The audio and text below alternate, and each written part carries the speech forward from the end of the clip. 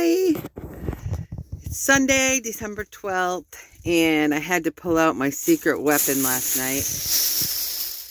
My emergency blanket. I haven't had to use this since I was camping in Lake Placid, New York in March with 6 inches of snow on the ground. This van, I have to tell you, Dodge Chrysler makes pretty good minivans. I mean, that other minivan that I had, that was a 2001, that had 220,000 miles on it when the engine died. I mean, that's pretty good, you know. This one is a Chrysler, I think it's a Pacifica or something. But anyways, it has this cool little button on it that I can push, that where the engine will start up. And if I turn the heat on full blast, I can push the button from my sleeping bag and the engine will start up and it'll run for a little, not too long, I don't know how long, and then it shuts off automatically. So that's actually pretty cool. So I did that last night and warmed it up before I had to get up and go to the bathroom. So it was a little bit warm, but it was 30 degrees. So, and I was cold. So I pulled out my secret weapon and I pulled out a hand warmer. And yeah, I have 3 layers on in the sleeping bag. And so I was okay. Yeah, I was okay. So it's getting time. I'm thinking about, I don't think the R value of this sleep pad that I have, this is an light speed sleep pad. I don't think the R value of this is as high as the Thermarest that I had before. Because just putting my hand on the top of it, I can feel a little bit of the cold getting through. Not a lot, but enough that I think I will probably invest in another Thermarest, you know, coming up here if I'm going to weather the whole winter up here in the desert. And so another thing I was thinking is it's been 3 months since I've had this sleeping bag, and you know, it's too big to put in a washer, at least any washer that I can access. So, and I'm careful. I mean, what I do is I hang it over my clothes bar and I spray it down with a solution that I make that I call decon juice, which is half colloidal silver, half hydrogen peroxide, and put it in the sun. So, and then also I don't sleep right in the bag itself. I always, I have a sheet in there. It's a queen size sheet that I actually got from which hotel? I think it was the Residence Inn. One of the maids gave it to me because I was asking her, what do you guys do with sheets that have marks on them? And she said, we throw them away. And I said, can I have one? Because I really desperately needed a queen size sheet. And sorry about like moving around and stuff, but I'm trying to get, all right, there, that's good. Yeah, I didn't explain it all to her, but she gave it to me because those sheets have been washed so many times that they're off-gassed, and I was tolerating them when I was staying there. So she gave me she actually ended up giving me a marked up sheet and a couple pillowcases and a towel, which that was a huge score for me, you know. So that comes from tipping on the first day. So the first day I was there, I tipped, you know, I made sure I got, now I'm not a wealthy woman, you guys know that. I'm on Social Security disability. But, you know, before I go to a hotel, I get 5s and 1s. And I tip usually on the first or second day that I'm there. I tip because first of all, it helps you get better service. And second of all, once they get to know you and they know you're not wealthy and you tip them anyway, I think I don't know, I think they like even more. But I used to be a server too, you know, and I know how it is. I mean, they're making minimum wage, and yeah, so it's just human nature, right? You tip somebody, they're going to give you better service. So I'm a high advocate for tipping on the first day, and over tipping if you can afford it, because when I can, I over tip actually. But yeah, so that was a digression from what I was going to talk about. But So, I'm a couple days out from basically all that dental work and in the sauna and everything. And yesterday was kind of rough. So my gland, I don't know if you can tell, but my gland is swollen here. And yesterday it was very swollen, and like my throat's sore. So the dentist told me to take 5,000 milligrams of vitamin C, and I did. I took vitamin C to bowel tolerance without going into graphic detail. And so, yeah, I dialed back a little bit on the vitamin C. I'm excited because I ordered the products that the dentist told me about from Numedica that'll kill the spirochetes. And, basically he took a scraping from underneath my gum and he looked at it under a microscope and he's like, oh yeah, your floor is a mess. And I'm like, yeah, tell me about it, So this is what I wanted to talk about. So I remember when I was in my house in mold and I was, going on, these groups and watching videos and reading posts and about all these people spending, thousands and thousands of dollars going to functional medicine doctors and naturopaths and whatever. And I would cry and I would say, God, I don't have all that money to be going to those special doctors like that. Your word says that you are the great physician. So you're going to have to be the great physician. That's it, And now that I'm on a spiritual basis, a footing where, there's nothing between me and my higher power because I don't have resentments anymore, and every day my goal is not my will, but your will be done, right? So living on that spiritual basis, it gives me freedom, right? And so when I was disappointed about the van and crying about the van and worried about the van, what I really was disappointed was that I didn't get my own way. That's what it was. I didn't get my own way. And so looking at it from a spiritual point of view, clearly it wasn't God's will. So this is where I get into trouble, right? So there's a page that says, I think it's page 417 now. It used to be 449 in the Alcoholics Anonymous Big Book. And it says, and acceptance is the answer to all my problems today. When I am disturbed, it's because some person, place, thing, or situation, some fact of my life, isn't measuring up. Now that's all I know by heart, but the rest is it's not measuring up to what I want it to be. And so what I have to do is accept that person, place, thing, or situation as being exactly the way it is supposed to be right now in God's world.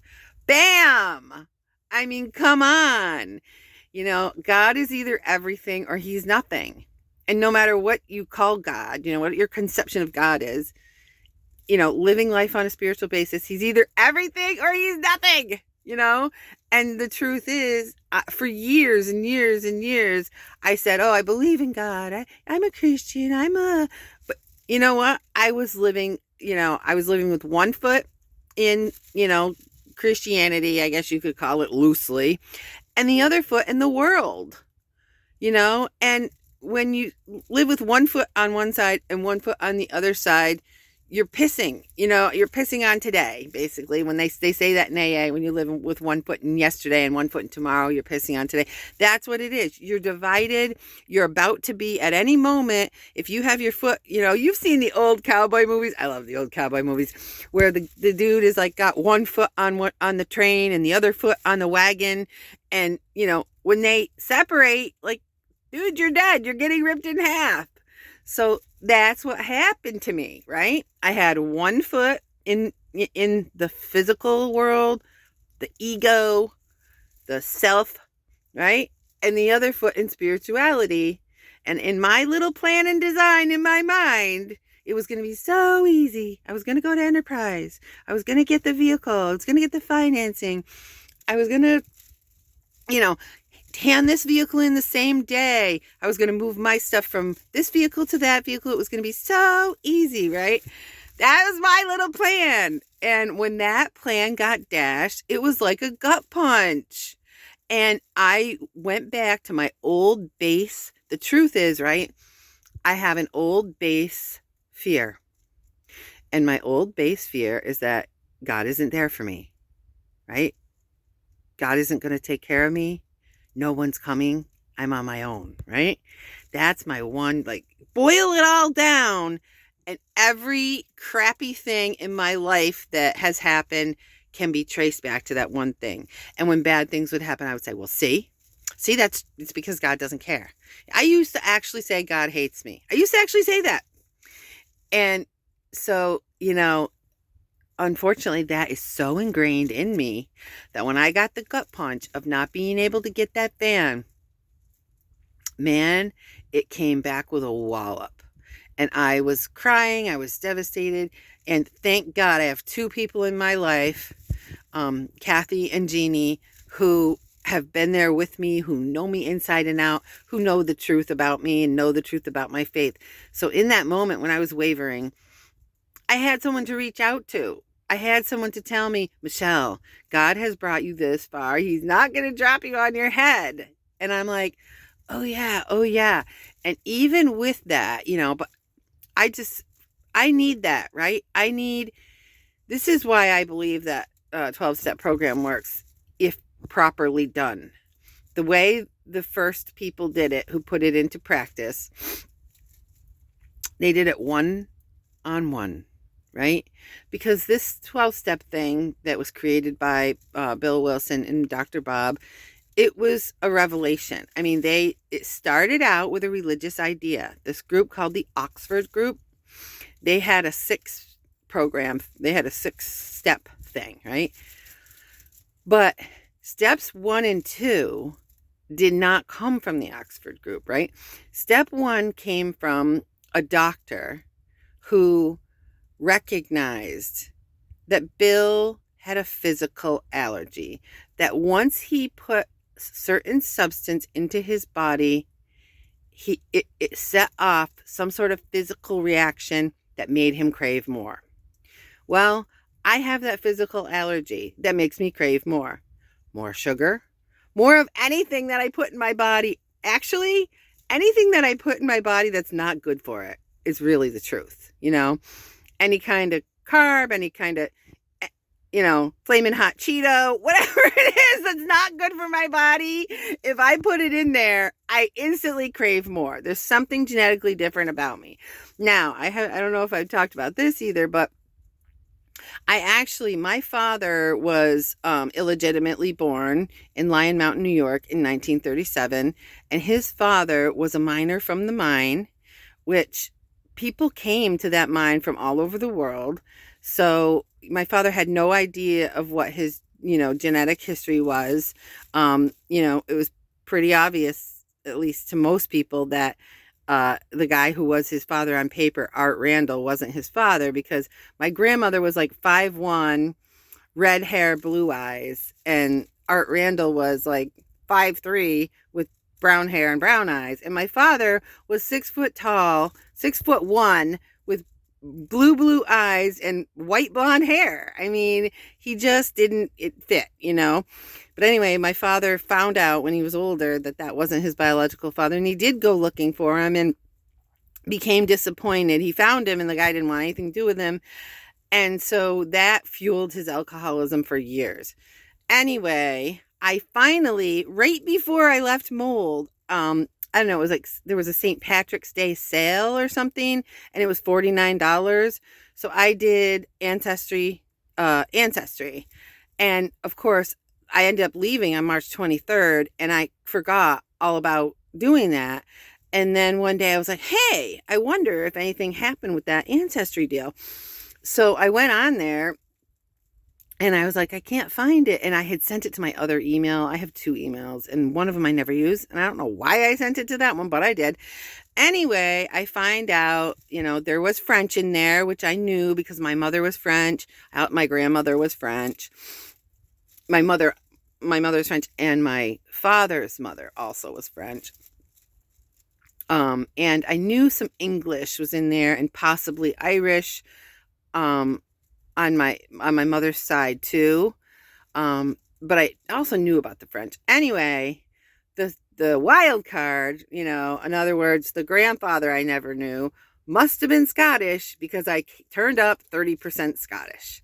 So, and I was thrilled about that, because I've always had an affinity. I love Scotland. I love everything about it. I love bagpipe music. Whenever I hear that, man, and violin music, fiddle music, I love that kind of music. I loved Outlander. And then I started, a friend of mine challenged me when Zoom got popular to go to some meetings in a country that I wanted to visit. So I started going to a meeting that takes place in Scotland, and I made all these friends that live in Scotland.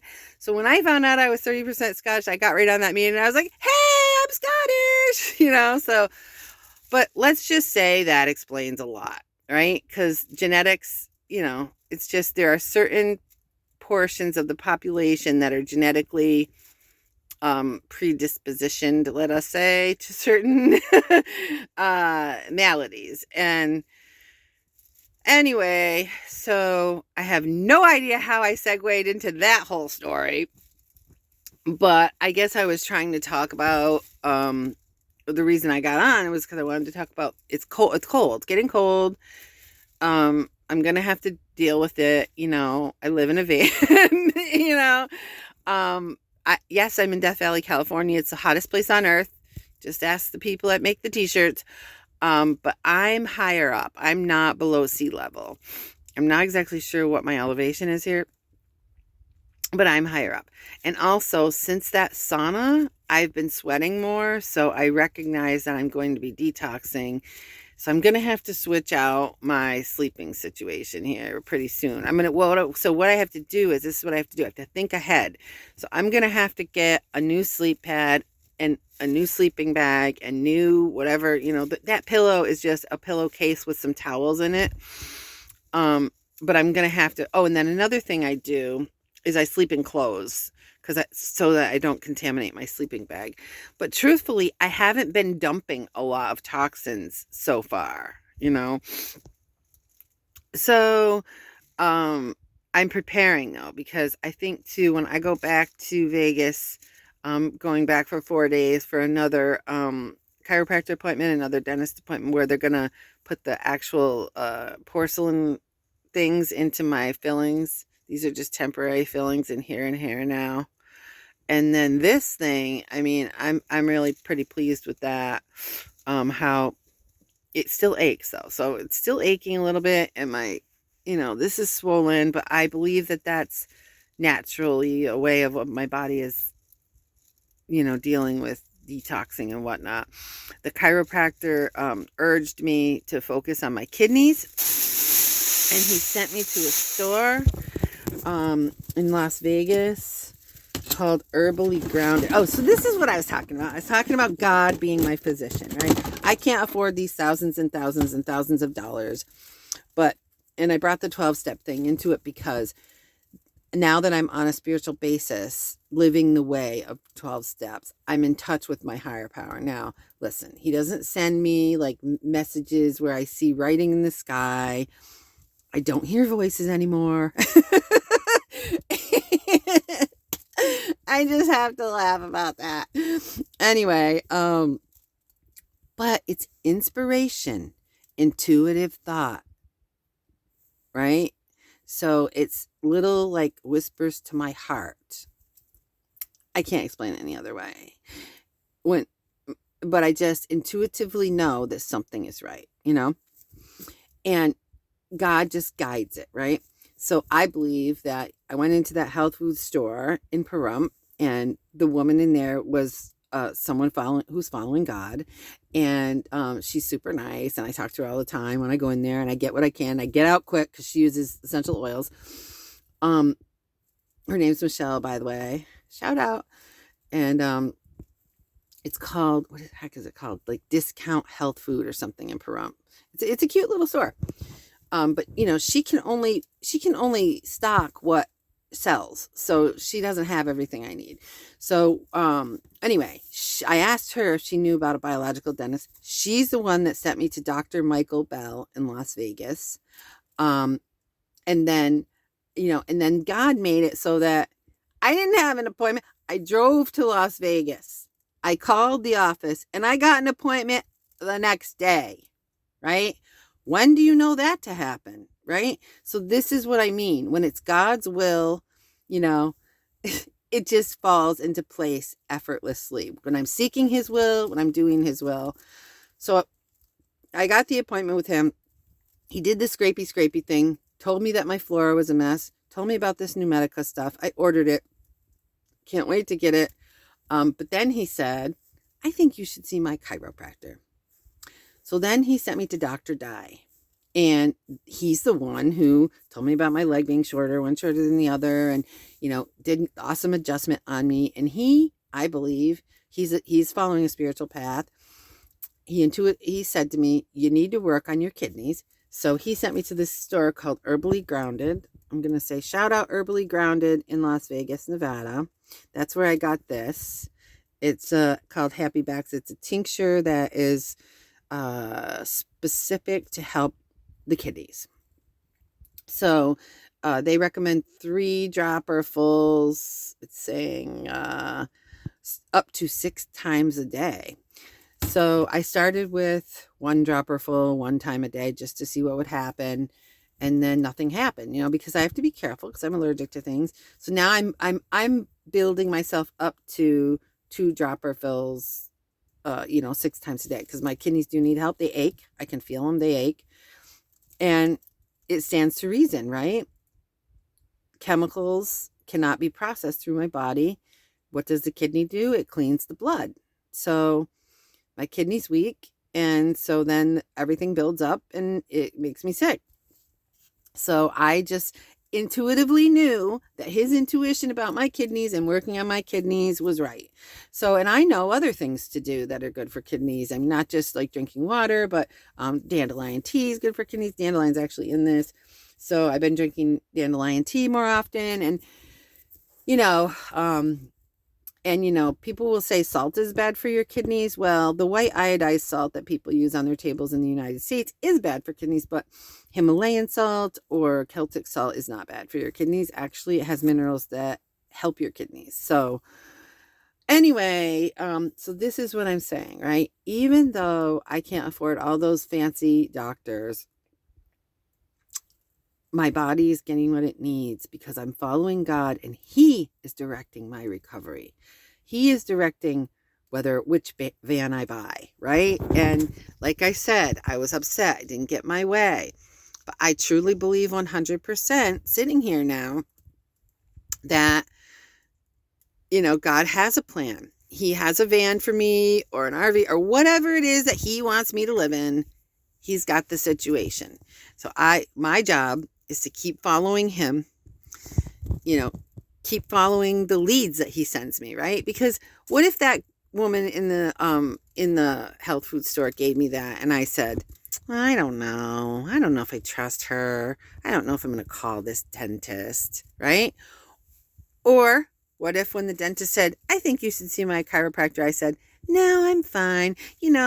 My neck hurts a little now and then. My hip hurts. No, but see, this is the thing. It's following the leading, following the breadcrumb trail that God leaves. And I've been praying this, like, God, listen, I'm pretty dense. So I want you to make it a lighted path. Like, it can't just be a breadcrumb trail. It needs to be like bonk. Like, you have to show me big time because, and this is the thing, like, I have to stay that way. I got off the rails a little bit. I made a plan in my mind that I thought was going to work with the van. And when it didn't work, I was devastated. My ego got squished. But you know what? Good. I'm glad that my ego got squished because guess what? He's my boss, right? He's the principal and I'm his student, right? So that's what I need to keep in mind every single day. I am no longer in charge of my own life anymore. God is in charge of my life now, and, as such, if we kept close to him and performed his work well, he provided what we needed.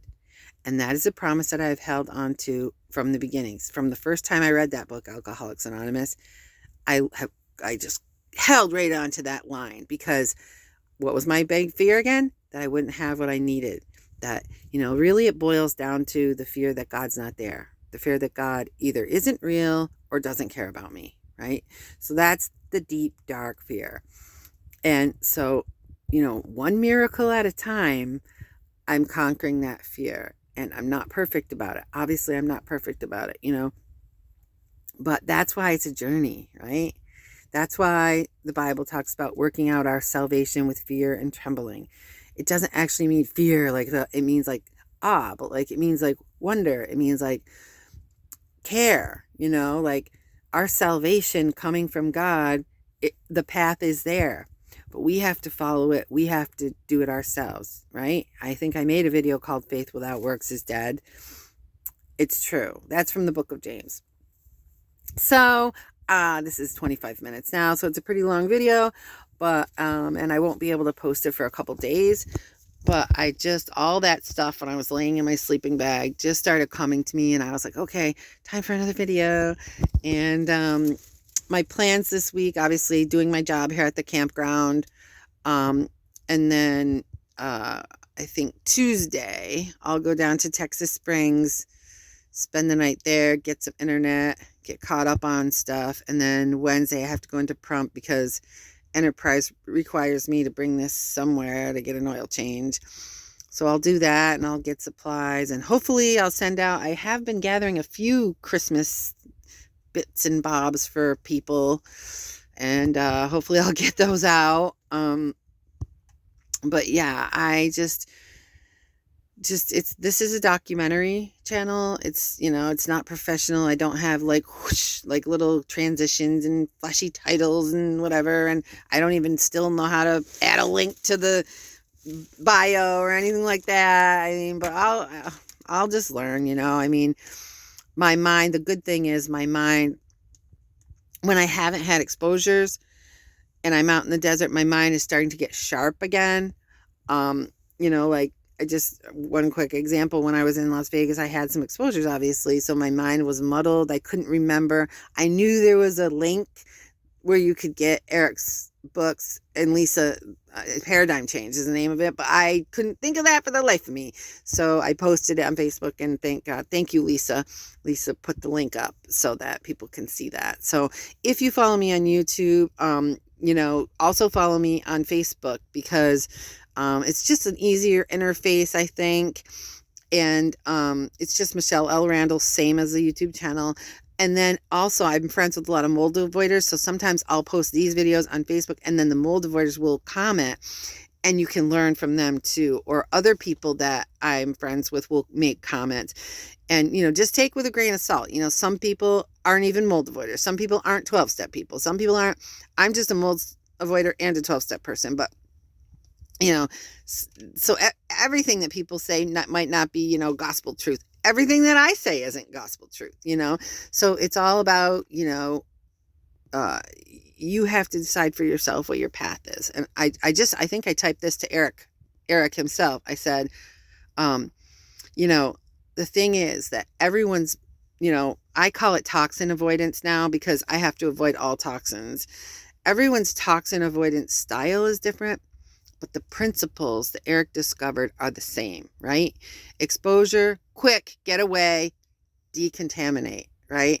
And the idea is to try to decontaminate before your immune system kicks up, right? And then obviously, like what I was involved in Vegas, it was exposure after exposure after exposure. And the best place I could decontaminate was a truck stop shower, which wasn't perfect, but it was better than nothing. Do you know what I'm saying? So the principles are the same. Everyone's style is different, but the bottom line is it works. Like, subscribe, and share.